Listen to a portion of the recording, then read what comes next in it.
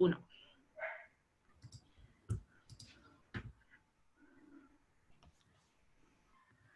Ahí veo que se van conectando. Hola a todos, ¿cómo están? Estamos en un nuevo día, en una nueva conversación, día jueves, ya queda poco para el fin de semana. Estoy hoy día con el gran Cripto, nuevamente me acompaña. Vamos a estar con la Marcela Cubillos, que está un poco atrasada porque está en una reunión, pero apenas salga va a llegar directo a conversar con todos nosotros. Como siempre, feliz si por el chat nos escriben de dónde nos están escuchando para poder ir saludándolos, y con el Cripto vamos a empezar a hablar un poco del rechazo en unos minutos. Jimena, ¿cómo estás? Emilio, Marcela, qué bueno verlos de nuevo. Saludos desde Quilpué, nos manda Jorge. Desde Punta Arenas, Benjamín, Fernando de Concepción. ¿Cómo están todos? Hoy día cambié el fondo, hoy día estoy de rosado. Saludos desde Curicó, Carolina Ursúa. Caro, ¿cómo estáis? Un gran abrazo para ti. Emilio, yo también estoy muy bien. Cripto, ¿cómo estás tú hoy día? ¿Cómo está el día? No, súper bien. Estoy con harto ánimo porque ya jueves se viene el fin de semana, la marcha al rechazo. Ya es un panorama para mí las marchas al Así rechazo. es. De hecho, Es un todos los que nos panorama. estén escuchando de Santiago, este sábado tenemos marcha del rechazo en Santiago a las 11 de la mañana en el Golf. ¿Me equivoco? Así es, muy bien. Muy bien. Francisca Cáceres nos saluda desde Las Condes, Gonzalo desde Quillota, Armando nos manda saludos a todos, nos mandan saludos también de San Javier de Loncomilla. Pía desde Villa Alegre, desde Santiago están viendo la transmisión. Saludos, Matías, a ti y a tu mamá. Pilar nos manda felicitaciones a mí y a Cripto. Somos secos, Cripto. Estamos marcando tendencia. De hecho, le hacemos la competencia a la Tonka Tomisic y a Maro Gómez Pablo, dicen por ahí. Para el Muy matinal. bien. Deberíamos hacer un matinal. Rosado del rechazo, dicen por ahí. Hola a todos desde Ñuñoa, Danilo. Felipe desde Viña del Mar. Saludos desde Valdivia, Roberto, ¿cómo estás? Desde Puerto Aysén, Alejandro. José Manuel de Antofagasta. Juan Hernández desde Peñalolén, un gusto verlos. Saludos Pablo Ramírez de San Clemente en Talca. Saludos desde Viña, Marcela. Jimena nos dice que está rechazando, muy bien, ese es el espíritu. Me parece. Alejandra desde Guayeco, muy bien Alejandra. Te conté el otro día que había estado en Guayeco el año pasado haciendo trabajos de invierno. Desde Futaleufú, la Patagonia chilena, Soledad.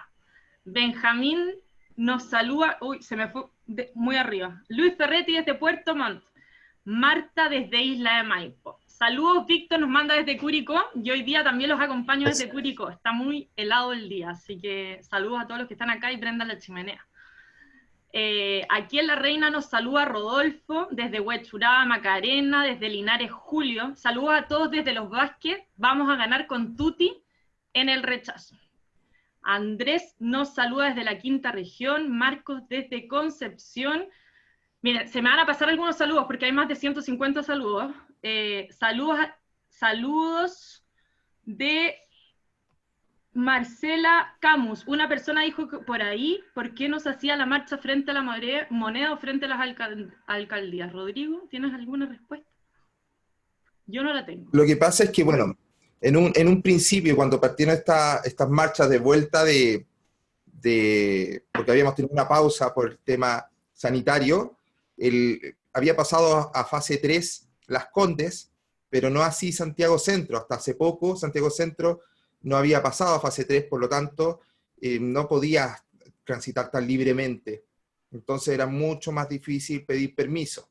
Y ahora que faltan solamente 2 banderazos más, nada más, porque la semana antes del plebiscito no puedes hacer nada, como quedan 2, y ya se ha hecho desde el principio del año en el golf, ya terminemos la tradición ahí mismo. Así es como el rincón bien. patriota. Sí, ha llegado cada vez más gente y este sábado espero que todos los que estén en Santiago y estén en condiciones de ir y no tengan riesgos de salud puedan acompañarnos allá. Nicolás Chaguán nos manda saludos a los dos. Mi mamá me manda besitos, está la pieza al lado. Hola mamá, ¿cómo estás? La Jimena nos dice que somos mejor que la Tonka y Amaro. Yo creo que sí. Ah, mira, ¿viste? Porque yo hablo en chileno. Hola, felicitaciones. Ricardo, comuna de San Carlos, provincia de Punilla, región de Ñuble. Saludos desde Providencia, Bernardita, Daisy desde Coyhaique. Se ven muy lindos los dos, nos dice la Fran Cáceres. Nos saluda Claudia desde Macul, Fernando desde Santiago, Manuel José desde Las Condes, desde Algarrobo, voy leyendo los lugares porque son muchos, ¿ya? Talcahuano, Puerto Montt, hola Meme, está la María Cristina Moreno, le mando muchos saludos porque es mi fan y me sigue en todos los vivos que hago. Y me avisa cuando salgo a la franja. Besitos para ella. Va a estar hoy día solo la Marcela Cubillo, está un poco atrasada porque estaba en otra charla y no la han soltado, pero me escribió un WhatsApp que desconectándose viene para acá. Vamos a estar con ella, vamos a conversar los principales argumentos del rechazo, cómo podemos convencer a las personas estas últimas 2 semanas y que nos deje una tarea concreta a cada uno de los que estamos aquí. Oh, qué buena, eso está increíble. ¿O no, Cripto? Sí, sí. Ella es la jefa. ¿Yo o la Marcela? Las dos.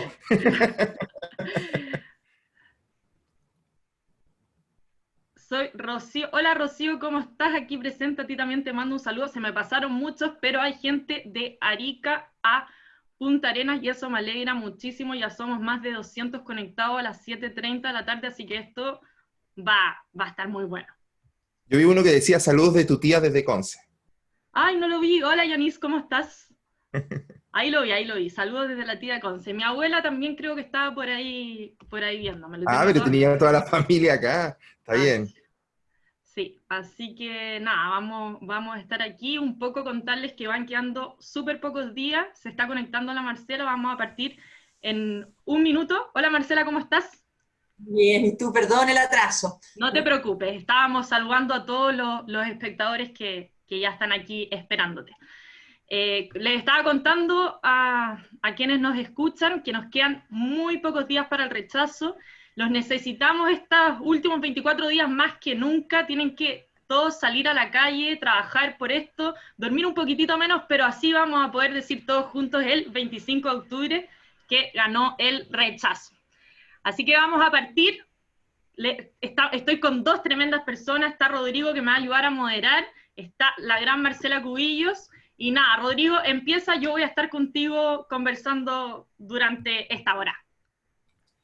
Bueno, ¿cómo estás, Marcela? Marcela Cubillo, abogada, política, directora ejecutiva de Libertad y Desarrollo, chilena, bien chilena, militante de la UDI, ex ministra de Educación, para mí en mi corazón siempre ministra, ex diputada del Distrito 21, Ñuñoa y Providencia.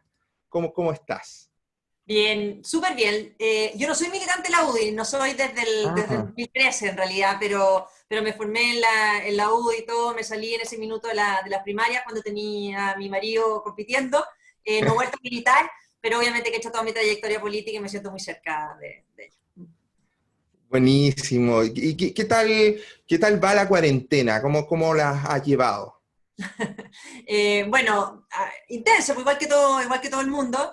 Al principio yo creo que con lo rígida que fue, estoy dentro del grupo que igual fue una bonita oportunidad. Tengo hijos universitarios, en que el toque de queda me vino bastante bien. Yo creo que no dormí así desde hace mucho tiempo, sin preocupación por las horas que llegaban o salían, pero no, se hizo mucha bien, familia, todo se parte bien, y también, bueno, es un buen tiempo ya de vuelta en el trabajo presencial, pero igual que todo el mundo, o sea, comparte las reuniones virtuales y otras presenciales, pero no, bien, con harto trabajo.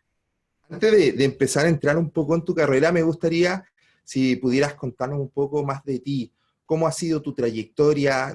¿En qué momento decidiste ser político? ¿Por qué? Nos gustaría saber un poquito más atrás la persona detrás de esta gran figura política. Mira, yo creo que hay varias cosas. Yo siempre lo repito y no me canso, porque una vez leí un libro de Reagan que decía que la mejor educación cívica se da en la comida familiar, en su casa. Y yo, claro, creo que me comprometí con Chile, con el servicio público en mi casa. Al tener soy hija, nieta, bisnieta de marinos, que hay ahí un servicio público importante. Mi papá fue canciller en el gobierno militar, yo tenía 11, 12 años, nos enseñó siempre que no había nada más bonito que jugársela por tu país. Nos formó a mí y a mis 4 hermanos, que son 3 hermanos más, nosotros 4, en un sentido país muy importante. Quisiéramos lo que quisiéramos, teníamos que apreciar las oportunidades que hayamos tenido y poner nuestras ganas, nuestros valores, nuestro esfuerzo al servicio del país. Yo creo que eso fue muy marcador. Y después la universidad. Obviamente que me involucré en política desde muy chica, desde los 18 años, alumna de Jaime Guzmán y de profesores con los que después fui colega en el gabinete, alumna de Andrés Chadwick, de Nala Larraín, de distintas personas que me fui topando después en la vida.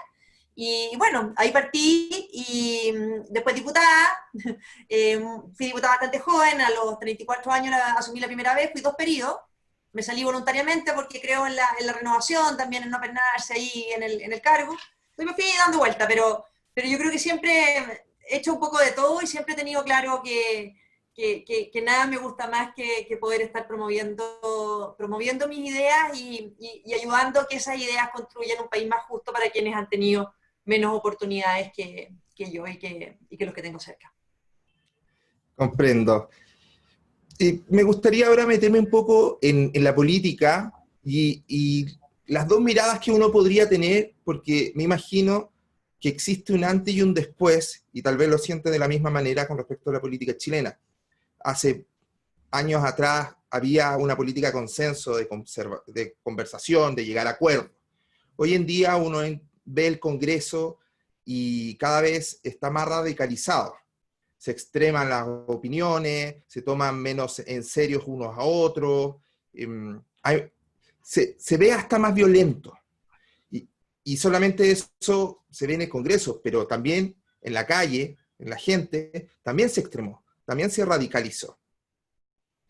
¿Por qué sucedió esto? ¿Qué cree usted que fue lo que hizo que se quebrara Chile en dos? ¿Fue el Octubre Negro? ¿Fue el plebiscito que en vez de convertir a Chile en algo positivo, en todos juntos, lo convirtió en un Real Madrid versus Barcelona, la prueba del rechazo, o venía de antes? Ya, a ver, primero tutéame también, no te quedes tan de usted en este cuento tan formal. No, yo creo que esto venía obviamente de antes. Chile hace rato que está con unos niveles de polarización, como dices tú, muy bien, muy grandes. Yo creo que básicamente porque nos hemos ido acostumbrando a niveles de intolerancia que son brutales. Yo nunca he visto el nivel de intolerancia que estamos viendo hoy día. No lo vi a fines del gobierno militar, no lo vi en los 90, no lo vi en la universidad de esa época. La agresividad, la intolerancia, la violencia, el que nadie puede expresar las ideas y que son distintas a ese matonaje que hay al frente. Y yo creo que atrás de eso hay varias cosas. Uno, que se ha ido abandonando ese debate razonable, se ha ido sustituyendo por el sentimentalismo. O sea, si yo siento que algo es correcto, no tienes derecho tú a existir con tu postura. Si yo siento que esto es verdad, por lo tanto la tuya no es verdad. Hay una superioridad moral permanentemente que se atribuyen uno contra otro. Entonces, si yo me creo mejor persona que el otro y el otro no tiene derecho a expresar su idea, bueno, obviamente eso va generando una polarización y una violencia que a mí me preocupa mucho. Y me preocupa especialmente verla en los niveles más jóvenes, cuando uno conversa con estudiantes de universidades que debieran ser por esencia el ejemplo de tolerancia, no lo son. Lo pasan mal si piensan distinto, lo pasan mal si defienden nuestra idea. Por lo tanto, yo creo que esto viene dañándose hace un buen rato. Y a mí me parece que es tremendamente equivocado pretender que vamos a arreglar una crisis política con una nueva constitución. Lo único que estamos haciendo es trasladando la crisis política a otra esfera, a una asamblea constituyente. No veo por qué esta crisis política se va a arreglar porque empecemos a debatir desde cero las reglas del juego de un país en democracia. Entonces, y en ese sentido creo que es un error. Lo decía Jorge Correa Sutil, que es abogado más de centro izquierda, decía, ojo que la crisis es política, o sea, no pretendamos arreglar esta crisis política con un debate constituyente. Y lo otro que yo creo que ha quedado muy en evidencia estos 2 años y medio que hemos gobernado, es que la centro-derecha parece ser el único sector que no le basta ganar una elección, que no hay derecho a gobernar, sino que hay que pedir permiso a esa minoría que fue derrotada para que nos deje gobernar. Entonces, cuando se hace abuso de las atribuciones de las autoridades, cuando el Congreso te está permanentemente abusando de sus atribuciones, abusando de las acusaciones constitucionales, invadiendo atribuciones del Ejecutivo, etcétera, básicamente deja un sector que le dice, aunque ustedes hayan ganado democráticamente, nosotros vamos por este parlamentarismo de facto que lo declararon tan abiertamente. Entonces, yo creo que cuando no se respeta el derecho a gobernar con ideas diferentes, es también muy peligroso. Tocaste dos temas sumamente interesantes. El primero de ellos fue el hecho de las acusaciones constitucionales, el abuso que hay Tú misma sufriste una en el 2019, la cual fue rechazada por falta de consistencia política. ¿Qué opinas de esta nueva forma de la izquierda de hacer política, abusando de estas acusaciones constitucionales a todo el mundo? Mira, a mí me pasó, cuando asumí en el Ministerio de Educación, tenía claro que me iban a acusar constitucionalmente, o sea, tenían la decisión tomada antes de que yo asumiera, yo creo, o junto con que asumiera.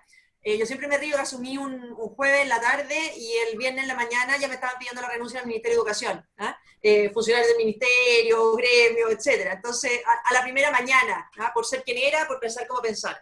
Y yo creo porque hay una creencia que creo que en parte también la hemos administrado equivocadamente. La centro-derecha cree que gobernar es solamente administrar y que gobernar no implica cruzarse en un debate cultural de ideas con la izquierda. Yo creo que ese es un error gigantesco que cometemos como sector. En el caso de educación, había algunos que pretendían que uno simplemente iba a llegar como robot a aplicar las leyes que había heredado y sin importar si eran buenas o malas para la educación. Simplemente las iba a tener que recibir, implementarlas, administrar este ministerio, cuidárselos hasta que ellos volvieran a llegar a administrar el Ministerio de Educación. Y por supuesto que no. Nosotros ganamos con un ideario distinto y uno puede, y está obligado, ¿no es cierto?, a aplicar las leyes vigentes, pero por supuesto que tiene que intentar cambiar leyes que considera que le hacían mal a la educación, especialmente de los más vulnerables. Y una de las cosas que a mí me confirmó, entonces la acusación constitucional siempre la entendí como que no iban a aceptar nunca que yo les cuestionara la reforma educacional de la expresidenta Bachelet. Me preocupé desde el día 1 de hacer una muy buena gestión para que nunca encontraran nada sobre lo cual acusarme, que fue lo que pasó, no tenían nada sobre lo cual acusarme, y era simplemente por el derecho a pensar diferente.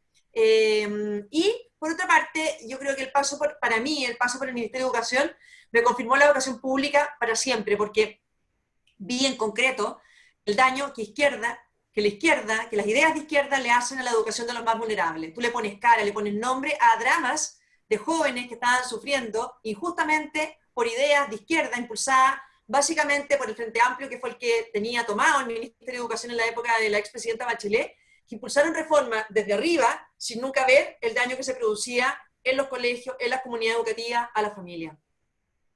De hecho, ahí hay un punto sumamente interesante que yo creo que lo viste de cerca, que es el adoctrinamiento que están teniendo estos jóvenes, y podemos ver, por ejemplo, cómo el Nacional se convirtió al final en un centro guerrillero, más que en un colegio de tan prestigio que estuvo por mucho tiempo. ¿Crees tú que ahí radica un poco el problema que estamos teniendo hoy en día, este adoctrinamiento a través de la educación pública? Mira, a mí me tocó, y de las cosas que más aprecié de trabajar en el ministerio fue trabajar con apoderados. Los apoderados habían estado completamente ausentes de la reforma de la expresidenta Bachelet. No los escucharon, no los consideraron, y la verdad que la izquierda no los quiere escuchar. A mí siempre me impacta que dicen que hay que escuchar a la gente, salvo que sean apoderados hablando de la educación de sus hijos. Los apoderados no son invitados a las comisiones parlamentarias, si son invitados no los dejan hablar. Entonces, como que empecé a relacionarme mucho con grupos de apoderados de estos colegios emblemáticos que estaban sufriendo esta violencia, y era muy fuerte escucharlos, porque ellos querían reivindicar el derecho que habían elegido ese colegio, que sus hijos habían tenido los antecedentes para llegar a ese colegio, querían que recibieran la educación que históricamente esos colegios habían dado, y además tenían temor de perder a sus hijos por estos grupos de violencia y de adoctrinamiento. Entonces, el drama que estaban enfrentando esas familias era muy fuerte. El drama que estaban enfrentando profesores, asistentes de la educación, como los veíamos ahí, rociados con parafina, bajo gritos, bajo amenazas, bajo ataque, que lo que implicaba era que ese profesor con vocación de educación pública se tuviera que ir de ese colegio, abandonarlo para irse a otro, o que los papás sacaran a los hijos que estaban no haciendo los desórdenes y la violencia para moverlos a otros, o sea, ya la injusticia más grande. Entonces, yo creo que efectivamente se tomaron estos liceos emblemáticos por algo completamente ideológico, porque son los liceos que permitieron y han permitido durante muchos años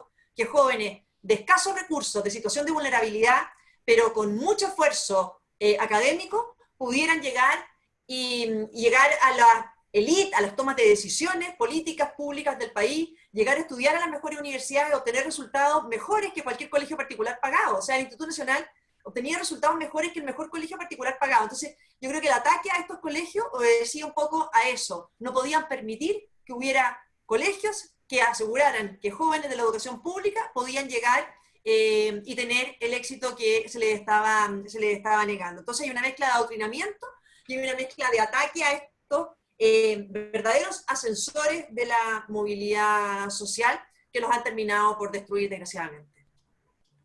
Hablando de violencia, en junio del 2019 tú fuiste encarada, perdón, en el Cementerio General en tono de burla y una funa. ¿Qué opinas de la política hoy en día? Por ejemplo, en la misma franja del rechazo, las personas que están apareciendo están siendo funadas con mentiras y de manera bastante cruel. Mira, yo creo que acá en la funa y en todo este tema, joven, en que te dicen, bueno, pero ¿cómo usted firme? ¿Cómo no le importa? La verdad que en general, claro, el cementerio era muy violento, pero al final me importa poco. Me importa poco por dos razones fundamentales. Yo creo que cuando te atacan en lo personal es porque es evidente que se quedaron sin argumento, y eso entonces habla muy bien de las peleas que estás dando. Y segundo, porque cuando te atacan en lo personal es evidente que te quieren callar, que tú les haces daño por existir, les haces daño por hablar, les haces daño por promover tus ideas. Entonces te quieren callar, te quieren amedrentar. Y eso es lo que yo siempre le digo a jóvenes que hoy día a lo mejor sufren funas por estar saliendo en la franja del rechazo, por estar expresando su idea, que siempre entiendan que lo que hay atrás de eso es que lo quieren silenciar y lo quieren con miedo. Entonces no hay que dejarlos ganar, porque el día que te silencian y el día que sienten que tú tienes miedo, ganaron ellos y perdiste tú. Entonces yo la verdad que creo que todas estas funas son tremendamente cobardes, demuestran un fracaso argumentativo muy fuerte, y por lo tanto creo que no hay que pescar, hay que seguir adelante, y bueno, está dentro de las cosas que están ocurriendo, y hoy día obviamente que la política, la defensa de la idea es para valientes, porque el ambiente no está asegurando un debate democrático con mínimas reglas de convivencia. Pero lo único que no podemos hacer es restarnos, amedrentarnos, silenciarnos. Marcela, un segundo, Cripto. ¿Tú crees que ese es el gran problema que tenemos como derecha, el miedo a estas funas, de que hay muy poca gente participando? No, mira, yo creo que el problema no sé si son miedos a funa. A mí me llama mucho la atención en general que la gente le tenga miedo a las redes sociales. Siempre he escuchado que cómo le tener miedo a algo que está un poco real, ¿ah?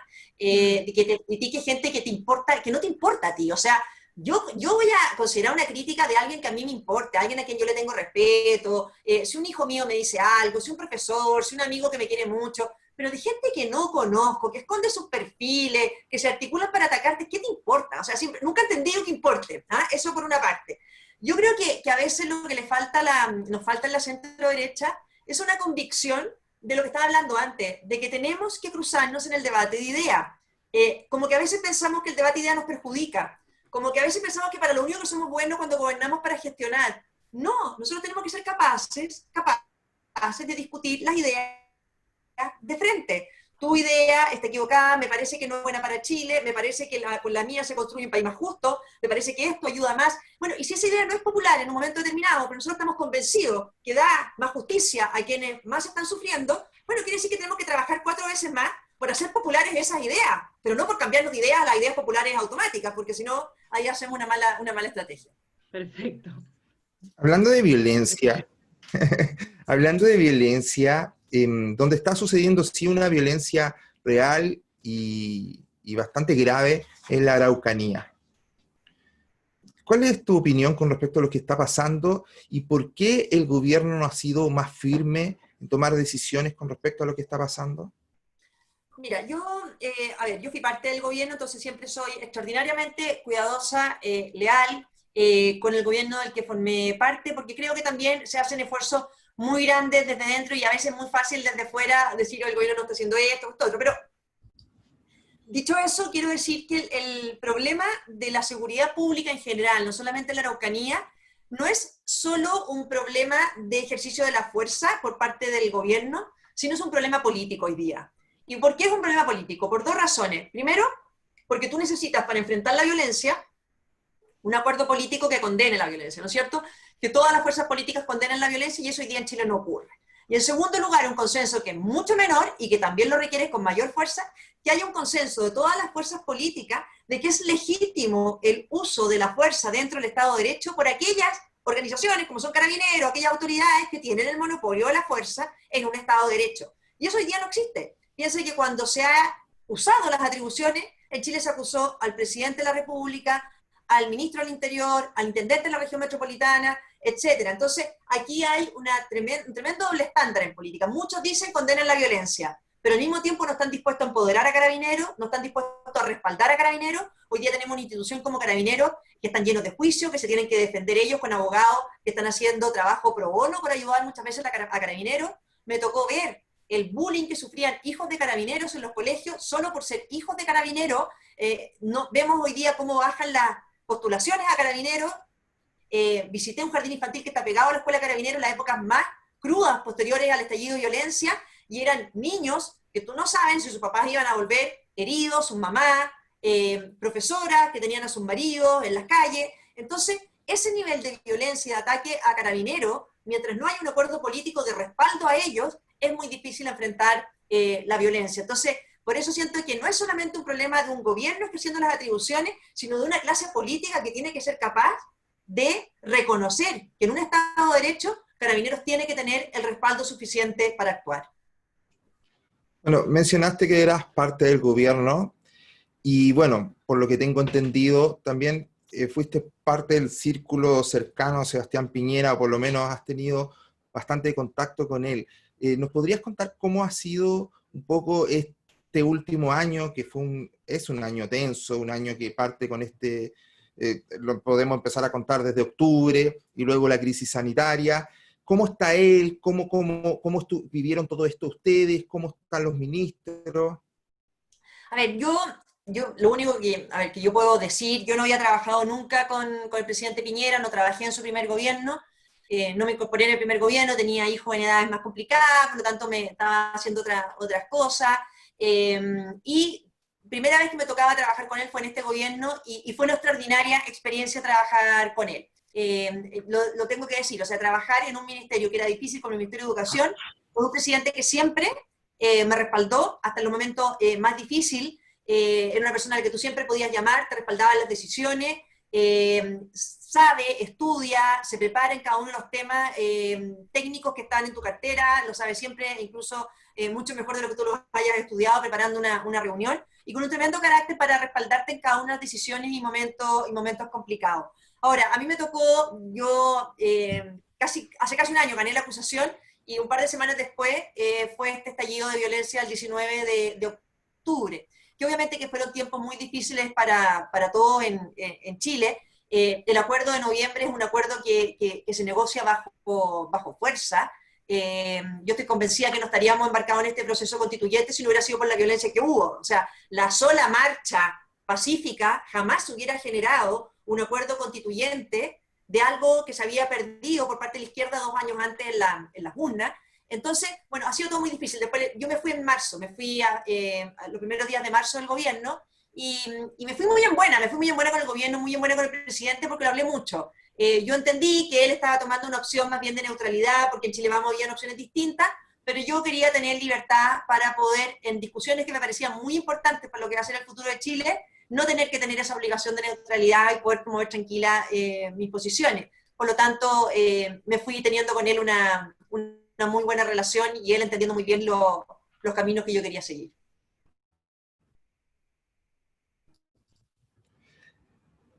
Marcela, tú saliste del gobierno y automáticamente salió de una vocera al rechazo, una cercanía hacia el rechazo, lo cual a mí me alegra muchísimo. Me alegra muchísimo tener una persona tan fuerte e inteligente como tú en nuestro bando.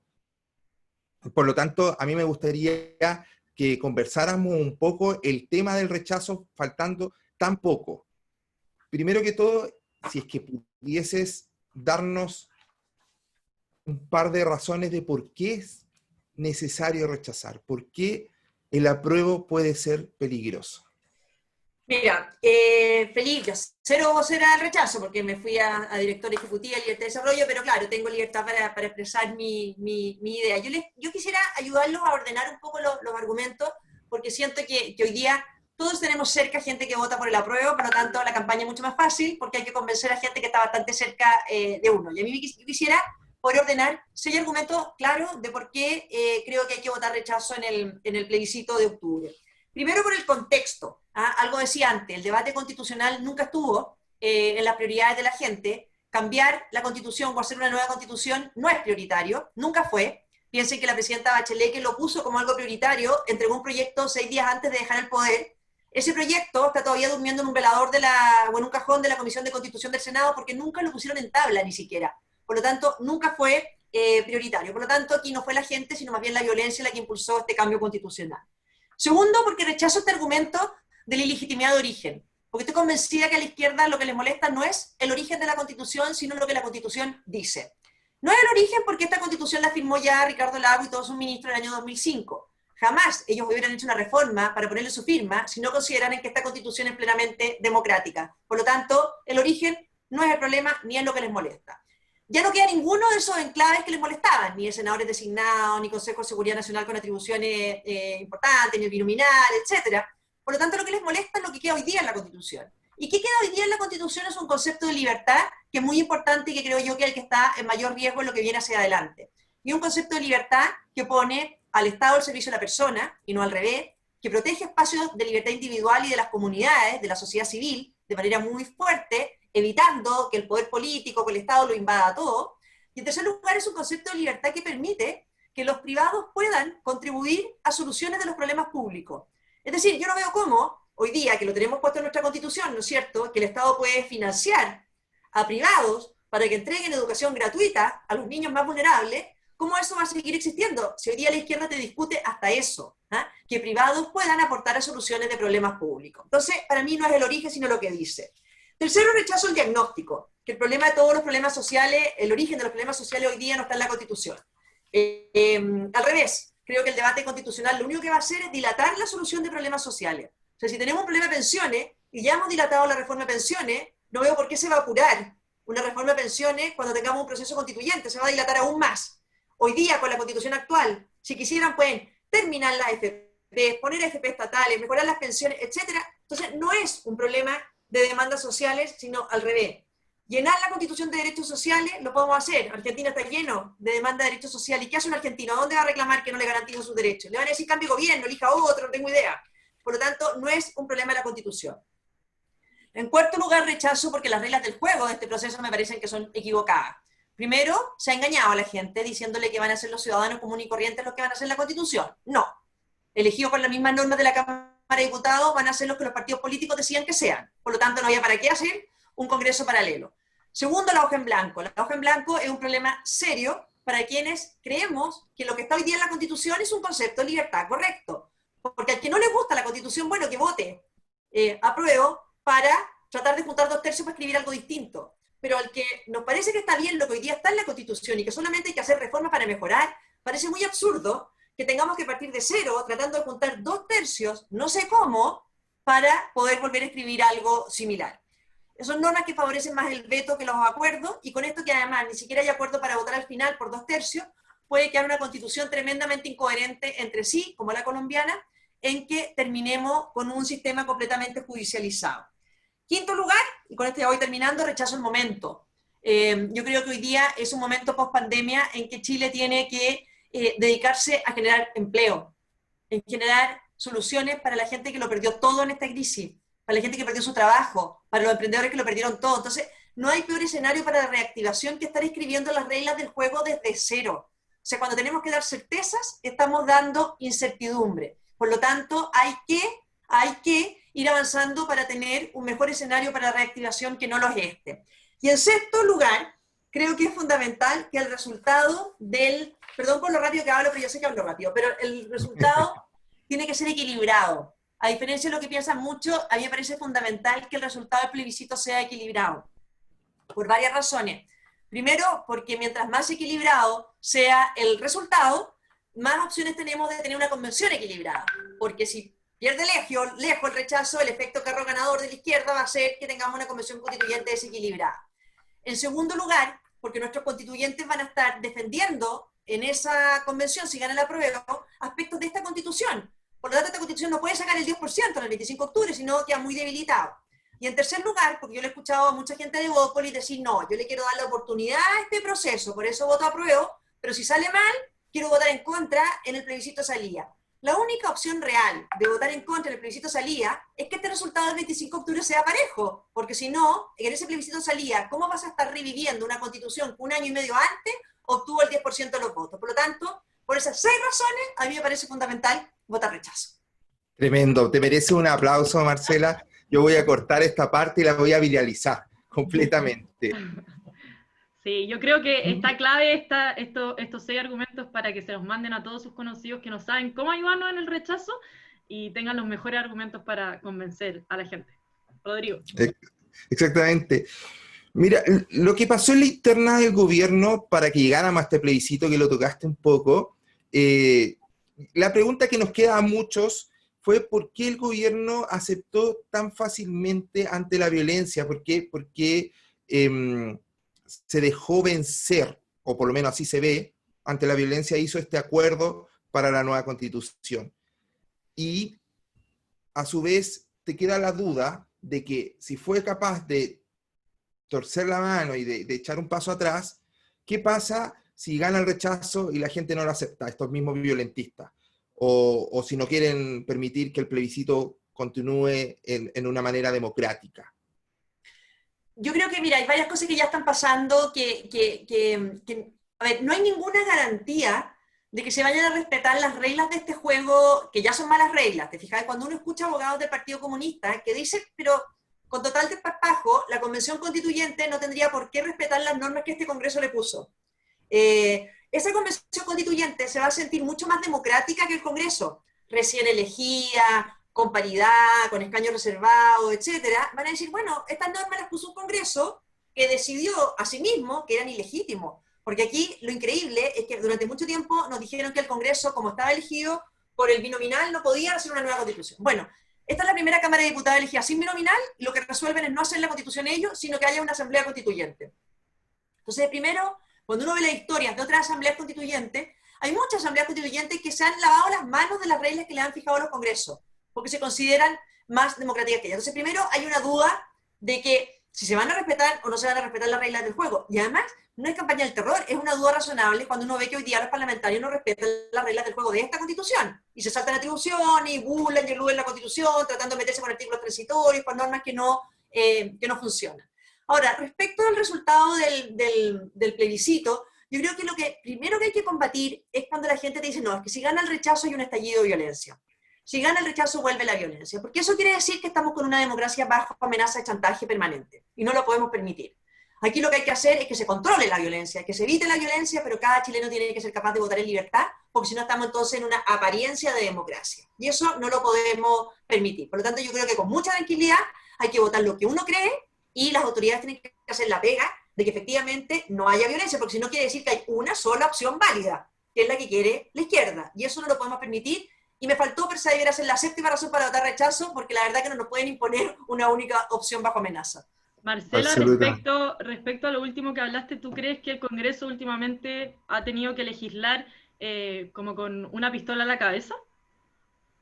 No, pero cuando uno escuchaba el debate, por ejemplo, del 10%, y uno escuchaba a Giorgio Jackson que decía, si esto no se aprueba, va a haber un estallido de violencia. Bueno, esa misma noche hubo ataques simultáneos en no sé cuántas comisarías, la noche previa a la votación del tema. ¿Te fijas? O había parlamentarios de centro derecha que decían, si esto no se aprueba, va a haber violencia, por lo tanto yo tengo que votar. O sea, no pueden estar metidos, o hubo un senador de izquierda que quiso mejorar el proyecto, lo funaron y hizo un video diciendo, no se preocupen, era una idea, no dije nada. ¿Ah? Entonces, yo creo que aquí no le echo la culpa solamente a las amenazas, sino a los que también se dejan amenazar. Porque yo creo que ese es el círculo que también hay que romper. Muchas gracias. En estos 20 y tantos días que quedan para el plebiscito, ¿qué consejo nos darían los de rechazo? ¿Qué deberíamos estar haciendo en estos 20 y tantos días? Yo creo que lo fundamental es hacer que la gente vote. Nosotros tuvimos, no sé si alguno de ustedes participó en ese encuentro con este colombiano que había estado en el plebiscito en Colombia, que lo dieron vuelta. Ellos decían, no crean en las encuestas. Yo creo que efectivamente, a mí de los eslogans que circulan, el que más me gusta es ese, que si todos los que están por el rechazo votan, se da vuelta esto, porque yo creo que es verdad. Yo creo que los últimos días ha sido muy evidente, yo hoy día lo conversaba con senadores del rechazo y todo, ha sido muy evidente que esto es una agenda política que le interesa solo a los políticos. Cuando te dicen la gente, hoy qué poco ambiente hay periodistas que te dicen que poco ambiente hay, bueno, obvio que hay poco ambiente, porque esto nunca fue un tema de la gente. Esto fue una agenda de los políticos, que les interesaba a los políticos, que la lograron meter en ese minuto, cuando no la habían logrado meter por las urnas 2 años antes. Entonces, yo siento que hay una lejanía enorme en esta discusión. Hay políticos que sienten que la Convención Constituyente va a ser lo más emocionante que hagan en el resto de sus vidas. Algo así le escuché a Fernando Hacha en un matinal que tuvimos, decía, va a ser lo más relevante del resto de nuestras vidas para los políticos. ¿Te fijas? O sea, ellos sienten que esto es muy relevante, pero la gente no está sintiendo eso. Entonces yo siento que hay una lejanía que la gente se está dando cuenta que primero, esto va a ser más pega para los políticos, no más pega para la gente, es un Congreso 2, partir de hoja en blanco a nadie le parece tan razonable, y la gente se ha empezado a dar cuenta de que no va a solucionar sus problemas sociales por esta vía. Entonces, yo creo que, hacer que la gente vote. 2, decirle la verdad. A mí una vez me decían en un Zoom, me decían, bueno, pero es que ¿cómo nosotros oponemos un relato a este relato de la prueba de que todo va a ser bien y que todo va a cambiar? Bueno, pues la verdad, de que ese relato es mentira. Entonces, no tenemos que oponer otro relato mentiroso nosotros, no simplemente decir que las pensiones no mejoran, que la vivienda no mejoran, que los sueldos no mejoran, por tenerlos en la Constitución. O sea, hoy día tenemos en la Constitución que kinder es obligatorio y la izquierda todavía no logra sacar la ley de kinder obligatorio. ¿Te fijas? Entonces, no es porque los pongas en la Constitución que van a estar. Y en tercer lugar, como les dije al principio, yo creo que con esta dificultad para hacer campaña que tenemos, que ya es una anomalía, de verdad, que se haga un plebiscito en estas circunstancias de COVID, en que la gente no puede hacer campaña, bueno, al menos entonces aprovechemos de convencer a la gente que tenemos cerca que está por el apruebo. Yo, sinceramente, yo entiendo a la gente que no le gusta lo que está en la Constitución que vote apruebo, pero me cuesta muchísimo entender al que comparte las ideas nuestras de libertad y que por lo tanto comparte las ideas que están en la Constitución actual que vote apruebo. Porque lo que esa persona está haciendo es arriesgándose a tener que juntar, no sé cómo, 2/3 para volver a escribir lo que hoy día está. Si hoy día tú piensas en la Convención Constituyente, no va a tener una composición distinta a la de la Cámara de Diputados, porque se elige con las mismas reglas. Hoy día no habría 2/3 para mantener colegios particulares subvencionados. No habría 2/3 probablemente para mantener la protección al derecho de propiedad como está. No habría 2/3 para mantener la libertad de emprendimiento y la libertad de emprender como hoy día está. No habría 2/3 para mantener iniciativa exclusiva al presidente en materia tributaria, lo que implicaría que los parlamentarios podrían crear impuestos cuando se les ocurra, generando una inestabilidad para las inversiones y para los emprendimientos brutales. Entonces, ¿cómo? ¿Cómo vamos a juntar 2/3? ¿O cómo esta izquierda que hoy día está muy radicalizada va a mutar por el solo hecho de cambiar de Valparaíso a otra sede en una búsqueda de acuerdo? Entonces son reglas que están hechas más bien para el veto. Es cierto que con 1/3 podemos impedir que salgan cosas muy totales, pero estamos arriesgando una buena Constitución que simplemente siempre se le pueden hacer mejoras. Creo yo que las mejoras que queremos hacer nosotros no son las que la izquierda quiere, por lo tanto las mejoras que queremos también nos va a costar mucho conseguir 2/3 para poderlas hacer. Marcela, hay mucha gente que tiene dudas respecto a la segunda papeleta. Les aviso a todos los que nos están escuchando que hay más de 60 preguntas, así que es imposible que contestemos todas. Estoy anotando las que más se repiten. Así que preguntan, ¿qué hacer con la segunda papeleta? ¿Es mejor anular convención constituyente, convención mixta? Y aparte hay mucha gente que no entiende cómo funciona la convención mixta. Mira, la convención 100% elegida, ¿no es cierto? Son los 155 que se van a elegir y todo. La convención mixta es que la mitad es de parlamentarios y la otra mitad elegido. Ahora, esos parlamentarios, a mitad parlamentaria, también se eligen por pactos que se arman, se eligen por el Congreso, hay todo un cuento para quiénes son. Mi opinión es, yo soy partidaria de la convención mixta. Creo que por la forma en que está estructurado el sistema electoral para elegir a esos parlamentarios, como son menos los que se eligen también por cada uno de los distritos, creo que por una parte se garantiza de mejor manera el tercio, y por otra, tengo una razón que más bien de fondo. Yo siempre he creído que en democracia y en un Estado de Derecho, quien tiene que hacer las reformas constitucionales es el Congreso. Es el Congreso. Por lo tanto, siento que en una convención mixta algo de esa institucionalidad se mantiene.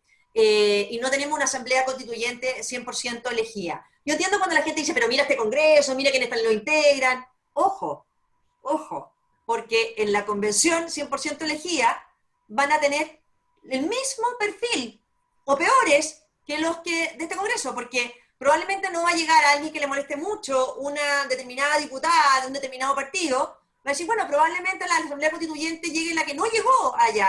Estamos viendo que los candidatos son en todo expolíticos, exdiputados, exparlamentarios, por lo tanto, no hay por qué pensar que la integración va a ser de un nivel distinto al de la Cámara de Diputados, porque se elige por las mismas reglas. Entonces, en ese sentido, yo creo que electoralmente me inclino más bien por la convención mixta, y porque no me gusta que el Congreso abandone al menos al 100% sus atribuciones.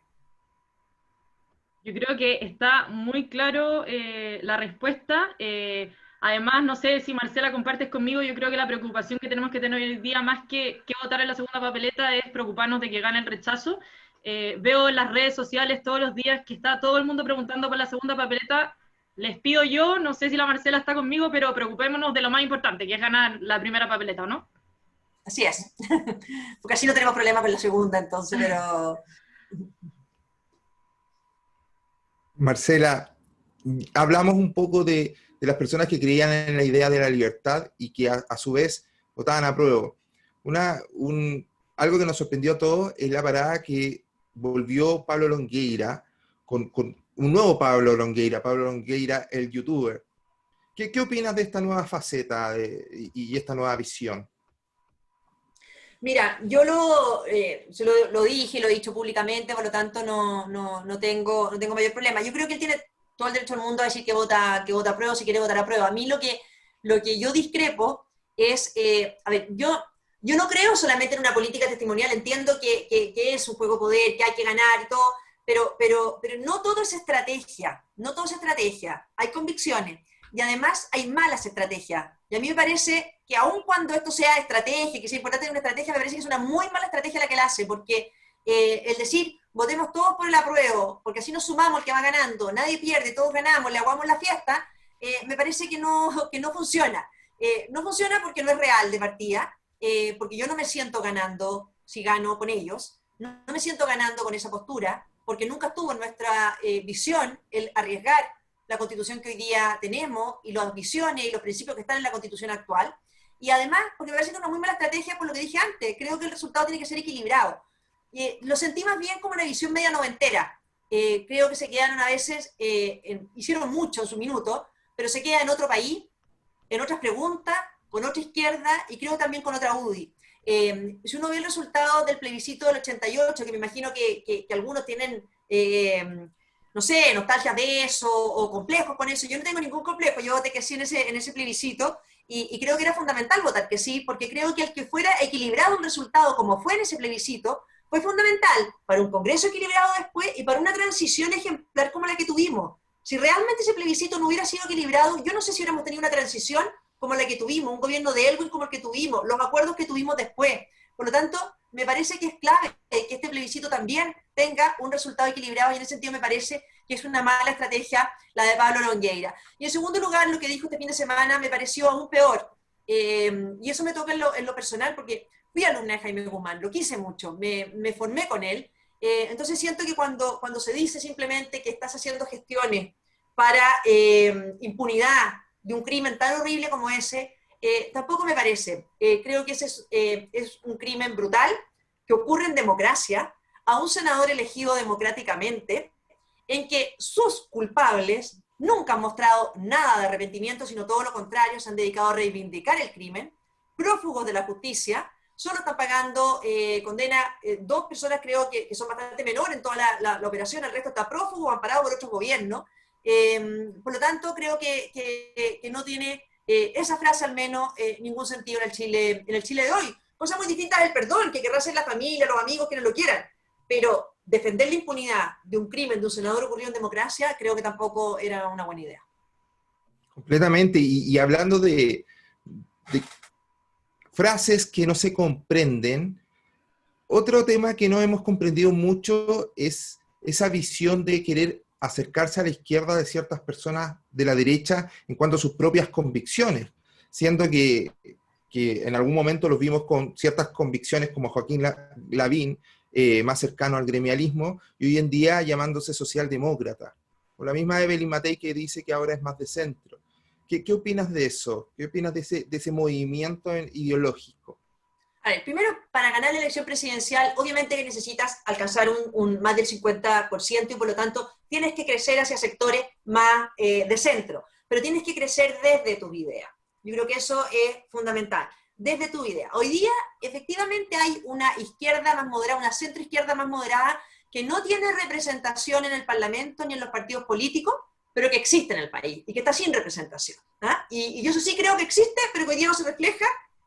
O sea, cuando uno veía discusiones, por ejemplo, como las del 10%, que uno puede tener cualquier opinión, pero los exministros de Hacienda, todos los expresidentes del Banco Central, tenían una opinión que no fue recogida por ninguno de izquierda en el Congreso. Entonces, hay una centroizquierda que hizo cosas muy moderadas también, que hoy día no tiene representatividad. Entonces, está bien buscar crecer hacia ello, pero desde nuestras ideas.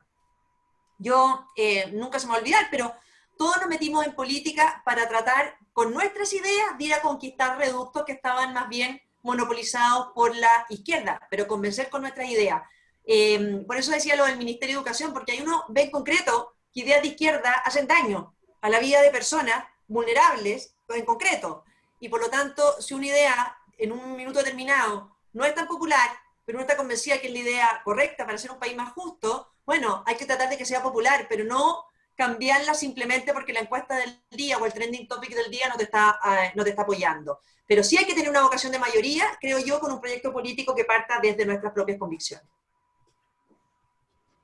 Completamente de acuerdo, y eso queda un poco huérfano el sector de la derecha, dado que este movimiento, y eso ha hecho que nazcan nuevos partidos, como por ejemplo el mismo Republicano, y hay otra formación. ¿Qué te parece esta nueva derecha que se habla? No sé si tú has seguido un poco este movimiento de personas que con la derecha clásica, dándole un poco la espalda a la Constitución, al modelo, a Jaime Guzmán, al gobierno militar, nace una derecha más transversal, desde la calle, los fachos pobres, que muchos nosotros nos hacemos llamar, los cuales reivindicamos y apoyamos y no negamos lo positivo del gobierno militar, no negamos que la Constitución es una buena Constitución y un largo etcétera. No sé si tú has sabido un poco de este fenómeno.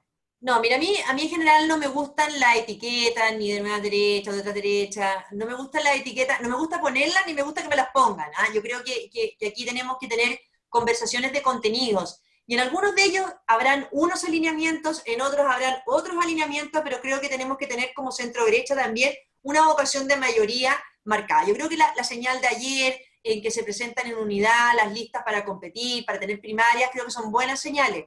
Yo quisiera que José Antonio Kast compitiera dentro de la primaria de Chile Vamos, las primarias que se van a hacer. Ahora, yo no comparto que se haya declarado opositor al gobierno, por lo tanto tiene que tener una definición ahí, porque somos todos, por lo menos Chile Vamos, parte de este gobierno. Entonces, yo en general creo que todas esas etiquetas, si soy opositor, no soy opositor al gobierno, nueva derecha, no nueva derecha, nos encasillan. Y yo creo que lo que nosotros tenemos que hacer es ser capaces de buscar nuevos ordenamientos, nuevos realineamientos conforme a ejes. Creemos en el Estado de Derecho, condenamos la violencia, para que quepa también gente que a lo mejor no comparte nuestra historia. Si ¿por qué tenemos que estar siempre pegados mirando para atrás? La historia nos puede dividir mucho, pero de repente las visiones de futuro nos unen mucho. Por poner un ejemplo que son los que conozco, pero uno dice, a ver, los que crean en la educación particular subvencionada, a lo mejor en eso vas a tener personas que no comparten la misma visión histórica que nosotros, pero que hacia adelante comparten las ideas de libertad, de que los padres puedan elegir proyectos educativos, etc. Entonces, tenemos que tener esa capacidad de reordenarnos en torno a los ejes de discusión que vienen hacia adelante, sin tanta etiqueta y sin tantas rigideces, creo yo. Marcela, volviendo un poco a las preguntas que tenemos de algunos participantes, hay dos preguntas, una más técnica y la otra no. La primera es, ¿crees que si el Congreso legislara las demandas sociales mañana la tesis de la nueva Constitución comenzaría a caerse? ¿Y qué opinas tú respecto a que hay muchas ciudades en el sur que siguen en cuarentena total? ¿Qué va a pasar con ellas para el plebiscito? Mira, lo primero creo que no, porque creo que al final la Constitución es una agenda política. Es una agenda política que no tiene que ver con las necesidades sociales, que no tiene que ver con el malestar ni con la interpretación de lo de octubre. Es una agenda de la izquierda que no la lograron imponer por las urnas en el 2017. Acuérdate de las campañas de marcar los votos, de asambleas constituyentes. Bueno, fue elegido el presidente que no creía en eso. Por lo tanto, aquí hay una agenda política. Incluso si hoy día se mejoraran las pensiones, mejorara la salud, mejorara la educación, algunos seguirían con este rito de hacer una nueva constitución, porque te digo, hay gente que cree que es lo más relevante que va a hacer del resto de sus vidas, por lo tanto lo tienen metido como una agenda política fundamental. Segundo, eso sí me preocupa lo que dices tú de la cuarentena, porque acá, para que haya un voto libre, que lo garantice la Constitución, ¿no es cierto?, tiene que ser un voto informado. Y para que haya un voto informado, tú tienes derecho a informar y tienes derecho a ser informado. Tú tienes derecho a hacer campaña, tienes derecho a propagar tus ideas, tienes derecho a organizar reuniones, una cantidad de cosas que hoy día por la pandemia no lo puedes hacer. Por lo tanto, a mí no me gusta cuando el eje se pone solo en la seguridad en el día del plebiscito, Cuando el ministro París dice, no, yo levanto la cuarentena ese día para que vayan a votar, o el CERVEL dice, va a haber lápiz, no va a haber puerta, ¿qué importa? ¿Qué importa? Porque hay todo un proceso previo en que tú tienes que tener derecho a informar y a ser informado. Hoy día cuando tenemos una campaña centrada en lo digital, es tremendamente desigual. Entonces, a los mismos que han hecho de la desigualdad su discurso, no les importa nada, cuando está su agenda política en juego, la desigualdad de esta campaña. Porque en Chile hay brechas digitales muy grandes. Brechas digitales entre regiones y región metropolitana, entre zonas urbanas y zonas rurales, por rangos de edad, por educación, por niveles de ingreso. Pero ahí no importa la desigualdad. Vamos con una campaña tremendamente desigual, porque es solo digital, solo digital.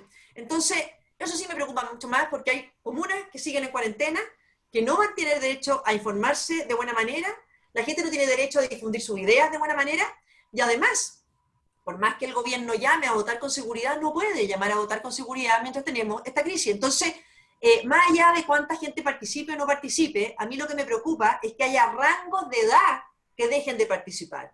¿Qué pasa si en este plebiscito los mayores de 65 años de retorno votan en el plebiscito? ¿Eso cuestiona la legitimidad? Por supuesto que la va a cuestionar. Entonces podemos tener rangos de edad enteros que no se sientan con la seguridad suficiente para votar. Pero aquí no importó. En marzo, cuando habían 100 casos activos, el Colegio Médico dijo que no se podía hacer el plebiscito en octubre. Hoy día, con las miles de casos activos, han dicho que no hay ningún problema para hacer el plebiscito. Entonces, cuando hay una agenda política, marcando incluso a gremios que debieran ser más técnicos, como el Colegio Médico, ha quedado todo supeditado bajo esa agenda y ya dejó de importar el tema sanitario. Marcela, te referiste ahora hace un minuto respecto a que en Santiago versus región hay una brecha bastante grande. ¿Crees que hay una centralización del poder en Santiago y es necesario un poco descentralizarlo y darle un poco más de poder a las municipalidades? Bueno, yo creo que si nosotros pensamos en las reformas que debiéramos hacer nosotros a la Constitución, que no implican arriesgar ni partir de una hoja en blanco ni partir de cero, cuáles son los ejes de reformas que debiéramos impulsar, uno efectivamente es en descentralización. Ahora, descentralización no solamente dándole mayor poder a los municipios, mayor poder a las regiones, sino también una descentralización política. O sea, cuando yo veo que en el Congreso se discute un proyecto de ley para impedir que los colegios vuelvan a clase hasta el próximo año, o sea, ¿cómo puedes tener en la cabeza que un grupo de parlamentarios desde Valparaíso, desde su computadora a esta altura, definan por ley que no pueden volver los colegios a clase, si aprobaran esa ley? ¿Por qué un colegio de una comuna que nunca ha estado en cuarentena, o un colegio con 3 niños, con 2 profesores, no tengo idea, cómo no va a poder resolver esa comunidad educativa? Entonces, es descentralizar, sí, pero también es dar respeto a las autonomías de la sociedad, de las organizaciones intermedias, porque aquí se quiere hacer todo centralizado. A mí nunca se me va a olvidar, proyectos de ley para prohibir las tareas. Bueno, pero ¿por qué? Si un colegio considera que tiene que sacar adelante a sus niños que están rezagados en un determinado curso en matemáticas, que les pueda dar tareas. ¿Por qué por ley le vas a prohibir las tareas? Entonces, siento que hay una mentalidad del Congreso maximalista, pero es una crisis más bien política. Y otra reforma que a mí me parece fundamental que tenemos que impulsar nosotros, que no veo cómo, porque esa la izquierda no la pone nunca, es de qué manera le damos más poder a los ciudadanos frente al Estado. Porque es cierto que se ha avanzado en derechos de los clientes frente a las empresas, y se tiene que avanzar mucho más, ¿no es cierto?, para impedir abuso, pero nada se ha avanzado respecto de abusos del Estado, en maltrato, en falta de servicio, en un servicio de mala calidad. Hoy día una familia de la educación pública, si para la educación pública, tiene a sus hijos en clase un mes, si así lo decía el colegio de profesores, mientras el colegio particular subvencionado sigue en clase o el colegio particular pagado también. Si hay un paro del servicio médico legal, esa persona queda desprotegida, esas familias que están esperando a lo mejor los restos de sus seres queridos, o con el registro civil, etc. Entonces, hoy día los recursos que existen para proteger los derechos de los ciudadanos frente al Estado son pocos y son malos. Y en eso yo creo que tiene que ser un eje muy nuestro en cualquier reforma constitucional. Así es, muchas gracias. Una última pregunta un poco más técnica, y esto ha circulado en los WhatsApps los últimos días, y habla un poco respecto a la paridad de género que va a tener que tendría esta Asamblea Constituyente, y que dicen que gracias a esto la totalidad de las parlamentarias actuales entrarían directamente a la Constituyente. ¿Eso es así? ¿Es un mito? Para un poco guiar a las personas. Mira, yo entiendo que en la comisión mixta no está ni siquiera muy bien resuelto cómo se soluciona el tema de la paridad. Quiero decir una sola cosa con el tema de la paridad. Siento que se resolvió de la peor manera. porque ya no solamente vamos a tener convencionales del 1%, sino que puede que tengamos mujeres del 0% en la convención constituyente. Por supuesto, porque si es que en un distrito determinado salen más hombres y por lo tanto tiene que entrar una mujer, bueno, a lo mejor esa mujer sacó 0 votos y va a entrar, porque le va a corresponder por orden, ¿te fijas? Entonces, esto de meterle la mano a la urna para corregir el tema, para tener esa paridad, me parece que era un pésimo sistema que altera la libertad de elegir y de ser elegido. Entonces, fantástico que haya más mujeres, pero la forma de hacerlo es asegurar que las candidaturas sean paritarias, que los partidos entreguen cupo, pero yo siento que la forma en que se hizo fue de la peor manera. Ahora, yo creo que tenemos un problema en que los partidos nuestros tienen que modernizarse mucho más.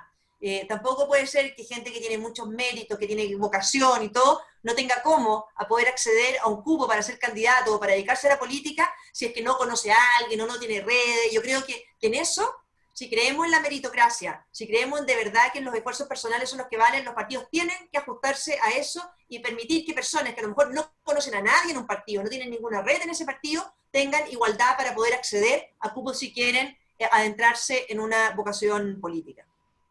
Muchas gracias, Marcela. Antes de que nos vayamos, les voy a pedir a ti, Marcela, y a Crypto, si le pueden dejar un mensaje final a todos quienes nos están escuchando, una motivación para estos últimos 25 días. Yo creo que la gente lo necesita, hay que inyectarle energía, así que, Marcela, te dejo a ti, después, Rodrigo, continúas. No, nada, yo ya le tengo suficiente, pero simplemente agradecerles a ustedes, a ti por la organización de esto, la paciencia de todos por escuchar la convocatoria, y la verdad que transmitirles mucha esperanza y mucha confianza, porque igual como esta reunión, yo estoy todos los días en Zoom también con grupos grandes de distintas regiones, de distintas comunas, de distintas edades, uno siente que hay voluntad, que hay interés, siento que las cosas se han ido moviendo a nuestro favor. Hay muchas mentiras que se han ido desenmascarando del apruebo, la gente se da cuenta que ya las reglas no son tan buenas, que la verdad que la señora Juanita no va a escribir la Constitución, que los problemas sociales no se van a arreglar con esto, que el interés más bien de la política, que es un mal momento por la crisis. Entonces, no tener miedo, a votar con libertad y a movilizarse para poder tener un resultado equilibrado y ojalá poder dar vuelta esto, porque la verdad que yo siento que no había ninguna necesidad de arriesgar una constitución que garantice la libertad como la garantiza esta, para arriesgarla completa por mayorías que no sabemos si van a existir, y yo siento que esta vez vamos a poder comparar muy bien. Yo por eso me siento muy tranquila votando por el rechazo, porque estoy segura que si gana el apruebo y uno comparara al final esta constitución con la que salga de esa convención, estoy convencida que esta por lo menos va a representar de mejor manera el concepto de libertad que yo tengo y el concepto de democracia que yo tengo. Muchas gracias. Rodrigo, ¿un mensaje para quienes nos escuchan? Bueno, que no claudiquen, falta poquito, si pueden, son de acá de Santiago, salgan a marchar los sábados, que está bien entretenido, es un carnaval, un banderazo, este sábado van a haber muchas sorpresas, y a su vez, vayan a votar, no se den por vencido antes, porque las encuestas de repente no reflejan la realidad, así que lo vamos a dar vuelta, va a ganar el rechazo, y cuando gane el rechazo nos vamos a dar un gran abrazo en Plaza Baquedano. Muchas gracias, Rodrigo, muchas gracias, Marcela, a todos quienes nos escucharon, contarles que fuimos más de 800 personas, estuvimos en streaming también en YouTube. Muchas gracias a quienes nos escucharon, nos volvemos a encontrar el martes en una nueva conversación. Son sorpresas los invitados todavía, así que los van a poder ir viendo en las redes sociales. Marcela, muchas gracias, he visto, son puros comentarios positivos, muchas gracias por los argumentos, por dejarnos la película un poco más clara, y a ti, Rodrigo, como siempre, Crypto, por acompañarme y apañarme en esto. Muchas gracias a todos. Muchas gracias a ustedes. Ya, chao. Buenas noches, y no se olviden que si todos salimos a votar, salimos a ganar, así que este 25 de octubre diremos rechazo. Buenas noches.